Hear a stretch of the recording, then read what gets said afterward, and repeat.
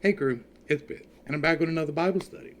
We're going to use this one as the introduction to Exodus. This is the one that is going to get it pinned to the top of every part of this playlist. And as we work our way through this, line by line, and we talk about the various theories and speculate on various things, be aware that I have a very, very unconventional view on these things.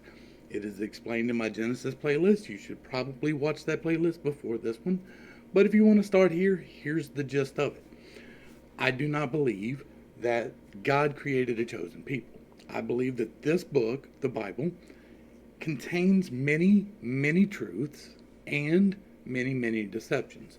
I believe that it has led people to believe that there are things necessary that were never necessary, and that there are things needed that were like the only thing that was ever necessary for your forgiveness is to ask for it from God. Therefore, there was never a sacrifice required in order to save mankind or to redeem your soul or any of that. Up until Noah, didn't exist at all. When we get into Abraham, things start getting really, really weird. And I went through that in Genesis. I'm not going to rehash it here, but the God that's shown in the book of Genesis is not necessarily one that you would want to follow, to obey. And I follow the God of Noah, the God that created the heaven and earth, the God who saved him through the trial, that brought him through the flood. I don't believe that Noah was by himself. I do not believe that there was only one people, place, or thing that was preserved. I believe that there were multiple arcs, that there were many civilizations that survived a former cataclysm.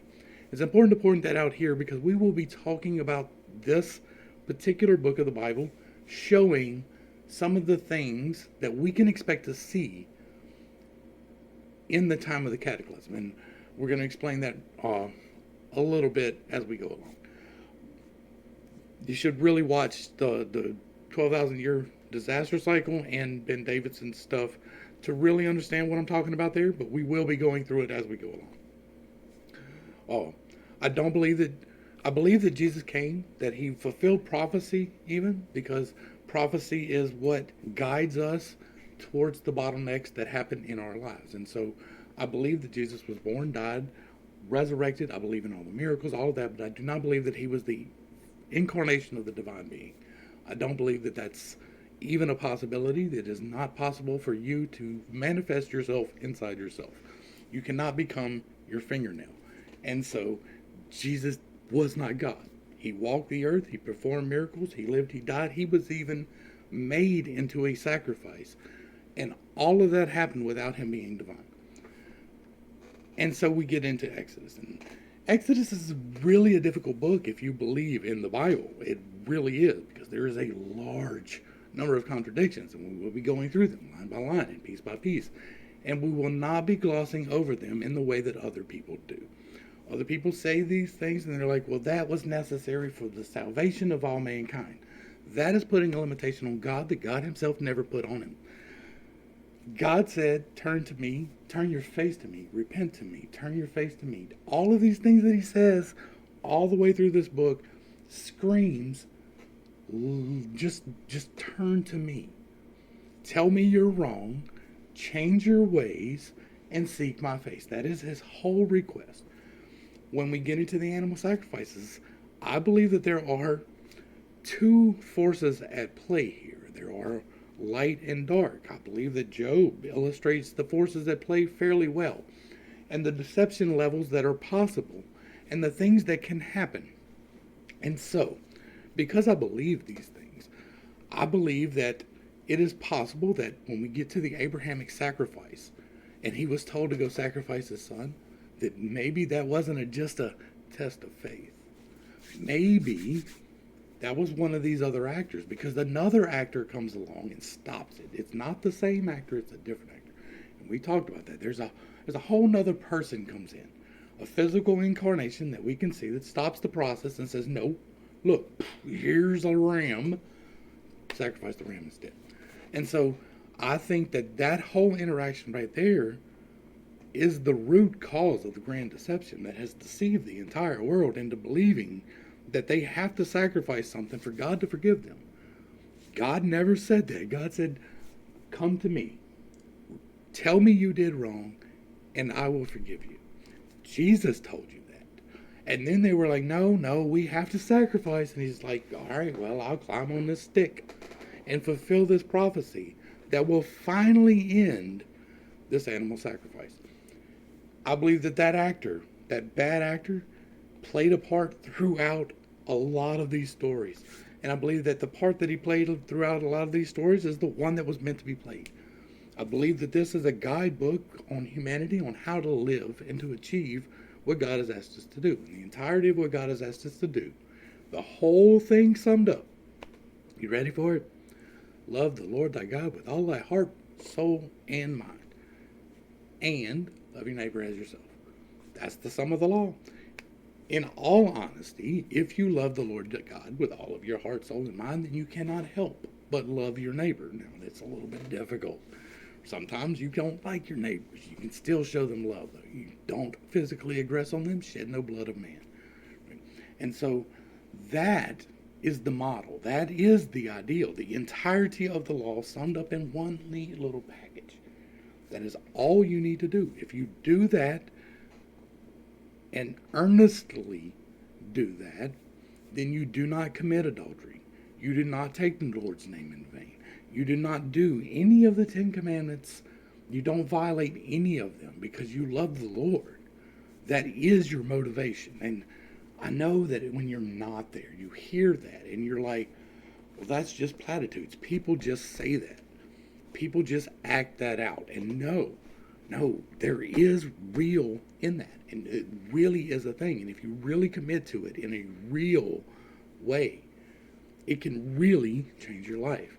God really will work in your life if you allow him to. If you allow him to bless you by doing what he told you to do, then you get what you need in life. Maybe not what you want. That's not always a thing. But you can bring into your life things that you never dreamed possible. All kinds of things that you never thought was a real thing. Which brings us into another part of this introduction. This is long, I know. But magic is real. Magic is all the way through Genesis, Exodus. It is all the way through the Bible. It is a real thing that we, as a people, have been denied. First, by a narcissistic relationship, which is contained within this book, right? And by the denial of the knowledge. I have freely disseminated as much of the knowledge as I have access to that has been directly revealed to me on my channel. There is a playlist, infinite integrations. It's all freely available. You can find correlations to everything I say everywhere. I'm not trying to make something up and develop some Pittman system that only Pitt uses and everybody, I don't want that. I want everybody to have free access to this, but you have to be aligned in the proper way to do it with positive results. If you do it and you're not serving God, then you're not accessing it with God. And that goes and by that same thing, if you are doing it with malicious intent, that is not of God at all. And that includes greed, that includes pride, that includes envy, sloth, all of these sins.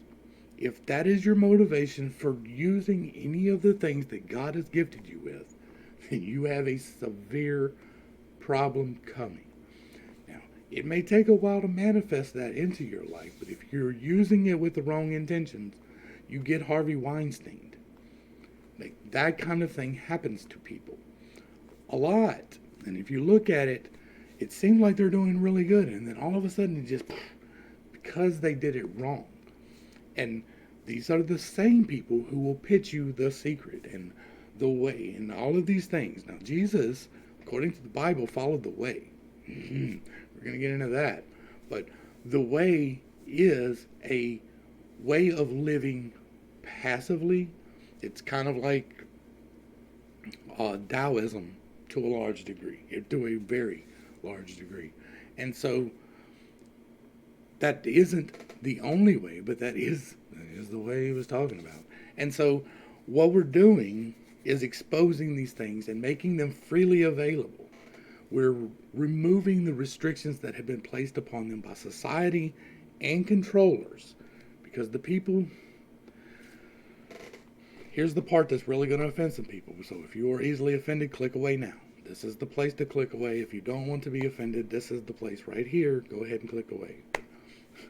The people who wrote the Bible were attempting to control people. That is not to say that they were doing it with malicious intent, that they were wrong in doing it. Because what was achieved from this, right? From the Pentateuch, the first 5 books of the Bible, which for the first couple thousand years was an oral history. What has happened is it has knit together a community.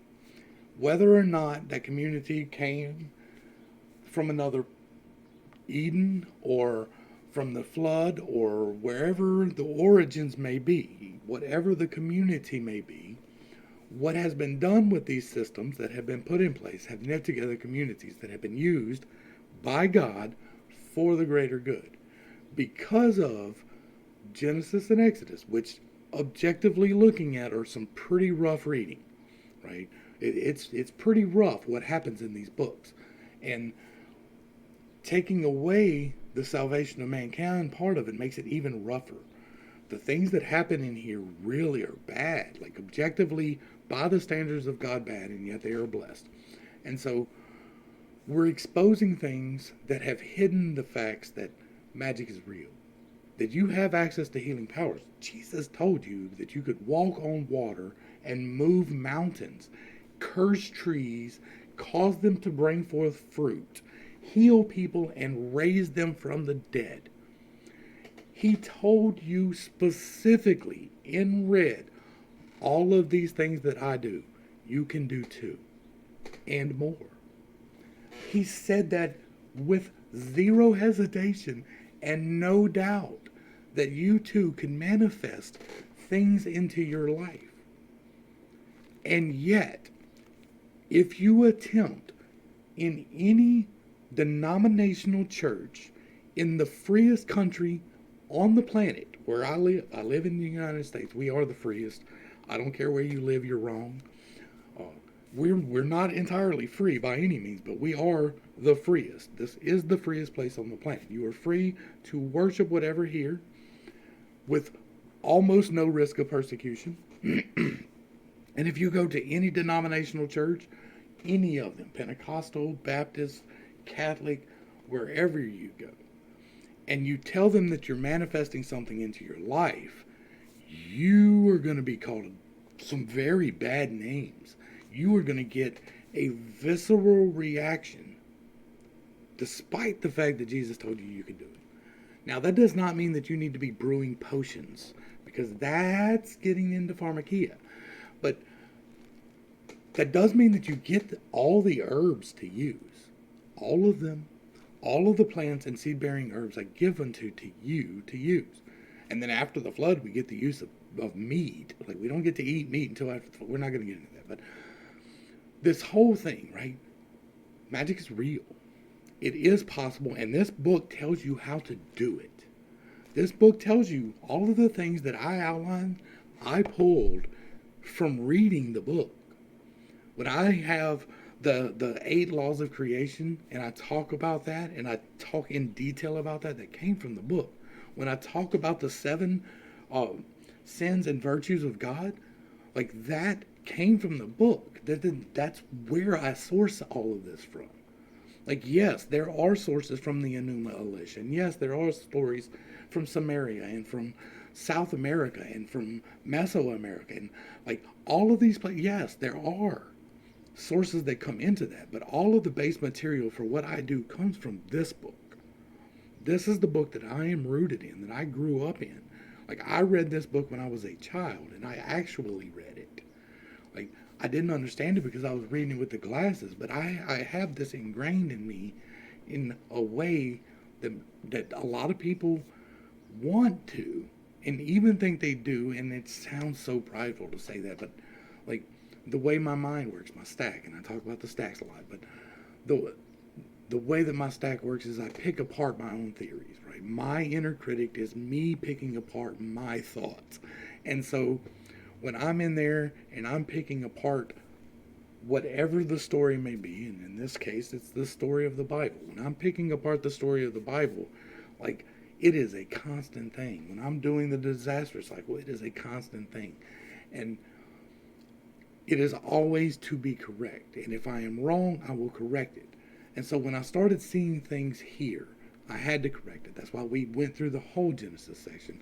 That's why we're going through Exodus like this. That's why we are doing what we're doing. I know that a whole lot of people are not going to be okay with this. Like, I am not intentionally, but I am offending a lot of people. Most of the Abrahamic faiths, right? Pretty much all of them. Like, Abraham's where things went wrong. And so you may argue over who was the sacrifice, which one and two of the three, right, fight about. These two think that it was Jacob, and this one thinks that it's Esau. But you're both wrong conceptually. The sacrifice was wrong. It was not directed from God. God sent the direction to stop it. Now, you can make the argument that it was the same angel, and I cannot, but it doesn't read the same. We've talked about that. And we're going to talk a whole lot here in Exodus. I'm trying to bring it back to Exodus, and I'm tying it into Genesis, and I'm tying it into the rest of the Bible, because the same thing happens all the way through. The people who wrote these books were forming a religion. They were forming a cohesive unit. And that is not wrong. That is not a bad thing. What they did furthered the kingdom of God. It made greater the understanding of his infiniteness, right? We went from a wandering tribe to judges, and we went from judges to a kingship, and then we went from a kingship to supreme oppression, but there's that. And we're going to talk about all of that as we go along, but so far, the actions that we have seen do not coincide with the God as he has revealed himself, right? They align with the other side. This book was not written with that in mind. They think they're right. Everybody thinks they're right, right? Everybody thinks they're right. Some people consider that they might be wrong, but they still think they're right. I think I'm right. If I didn't think I was right, I wouldn't be here. Wouldn't be talking about this for sure. And that brings me into the last part of this intro. And so the last part of it is this, is that I really did not want to be doing this. I actively tried not to do this. I saw this as I am showing what I saw, and I was like, wow, that is big. I don't want anything to do with it. And so I was like, nope, I'm hands off. I'm done with that. I'm not doing the Bible study anymore. I've got a video in Genesis where I literally stopped. And that was already past the point where I was like, I don't want to do this. And then God. And when God told me that I had to, and he did, and we're not going to get into the whys, but there is no doubt in me that what I am doing is what he wants me to do. If I had any doubt whatsoever, it is gone, right? Whenever things started getting better in my life in a way that is measurable, that is visible to anyone, then I have to, there's no doubt. When I had my vision, and I know somebody else just got to set off, but I have had a vision, and when I had my vision, I have a fantasia. I can't fool myself into a vision. I can't convince myself that I've got a vision. I can't convince myself that I healed my voice. I can't convince myself that when I decided that I was going to do this happened. Right? Now, I'm not 100% here. My voice is not 100% healed. And you can say what you want about, well, if it's not 100% healed, then God didn't do it. And I will argue with you on that. But a year ago, I could not talk in this voice at all. This is my natural voice. When I get higher, that's me compensating for the lack that I now have in my voice, because it was so long that I couldn't talk here at all. And so when I started being able to talk here was when I decided to do this. And it's not the only thing that God has blessed me with since then. And when I say it's God's blessings, I know it's his blessings, because it brings peace, love, comfort, and joy. And not fear, not envy, not anguish. I don't get fearful at all when I see the blessings that God brings me. I get happiness and joy. I feel loved when God blesses me. And that is a new blessing. That is a new type of blessing for me. And so when I tell you that I didn't want to do this, but I am going to do this, I am going to see this all the way through, no matter who comes at me, and people will. Like, nobody's seeing it yet. It is still small.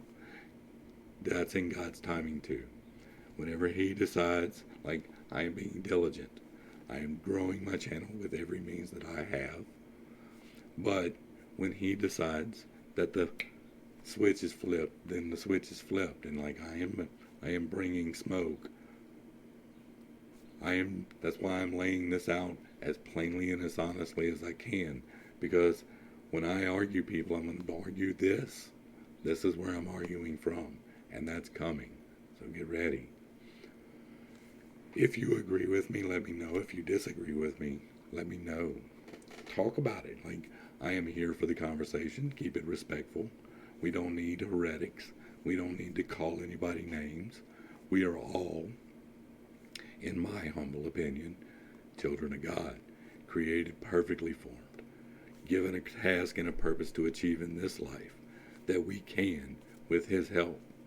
And so when I tell you that God said that the only thing that you ever had to do in order to see his face is to say something like this: Dear Heavenly Father, I come to you a sinner. I ask you to forgive my sins. I freely accept what you freely offer. And if you said that and you meant that, it will change your life. God will step into your life and change your life. Now, you have to live for him. That does not mean by any means, it does not mean by any means that you are going to be perfect. You will still stumble, you will still fall, you will still have trials and tribulations and things that you have to work through. All of these things are true, especially if you just said that. If you just said that, it's going to get difficult for a minute. The enemy is going to push you. He is going to strike at you hard. You're going to hit financially, you're going to get hit very hard for a while, because it is a test, and the test is there. It's as plain as everything else in this book, right? Whenever you make the decision to do the right thing, then the test comes. Look at Joseph. Joseph's like, I went and told on my brothers because they were doing the wrong thing, and so they want to kill him. And one brother says, no, don't kill him, so they sell him into slavery. And he is so faithful in slavery that he gets put in charge of things and then gets unjustly accused and gets put as a prisoner, as a slave, as a prisoner, and yet rises to the top of the kingdom because he is faithful in that, right? Even through the oppression, he is still being faithful to God. Even when people come at you, you have to do what God tells you to. God's telling me to do this, and I know that people don't like that. Like, I know that the smoke is coming, right? Of all the people on the planet, though, I'm the one built for the smoke. Right? Because I'm coming factual. I'm coming from the book. We do word studies from the book. And I keep pointing at this because we were going to go ahead and jump into Exodus, and this is going to wind up being a standalone video. But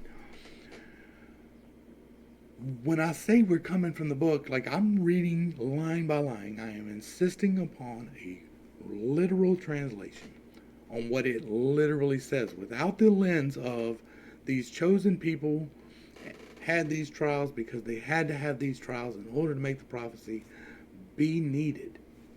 I think the prophecies, as we see them, are given to guide people towards God. That's what I see.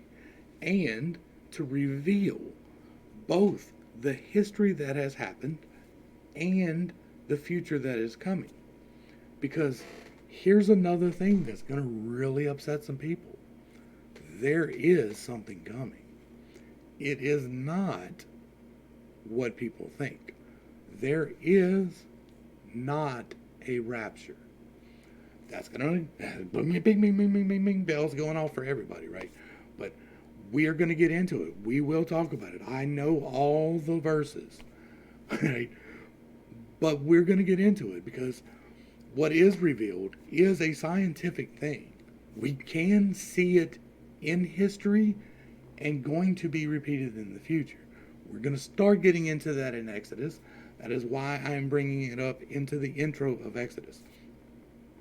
We didn't get into it as much in Genesis, although we did touch on some of it a little bit, because Genesis really is the history. It really does tell the things that have happened before. We talked about what I believe the expulsion from Eden is. We talked about the flood story. I think we even hit on the cycle and how that was a 12 and 6,000 year fluctuation. Well, there's micro fluctuations in between there, and I believe that one of the minor fluctuations in between there is this event that we're about to get into in Exodus.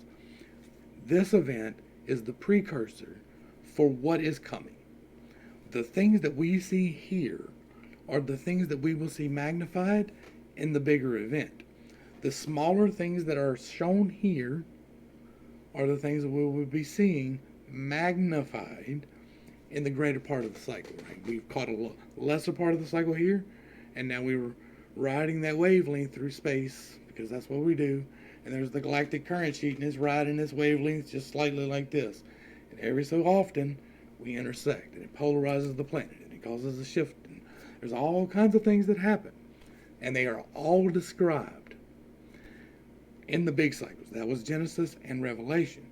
In the smaller cycles, the Noah's flood, this part in Exodus, when the actual leaving of the slaves and the plagues and things that happen there are the archetypes for the bigger cycle.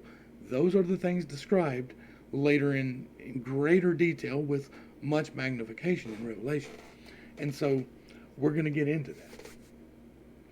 But it is something that we will be seeing things like this. So pay attention to what we're going to be going through. To the crew. Hopefully I brought a little bit of enlightenment and not too much confusion to a very complicated topic. I know that this is not for everybody. There's a reason why I'm pinning this to the top of the Exodus playlist. Is because if you are easily offended by anything that I have said here, you're really not going to like it when I read through the book. Because I am just as blunt there as I am here. And when it tells you in the language of the book, then you acquire a level of knowledge. And then you are responsible for a level of knowledge. And once you are responsible for a level of knowledge, you will be judged by the knowledge that you have. And that is a very big thing. So if you are not interested in this, this is the time not to continue. To the crew, thanks for hanging out. I appreciate every single minute that you are here with me, and I am praying for you every single day. Until next time, I love you. You're perfect, whole, and complete just the way that you are. And this has been Pittstake. Peace.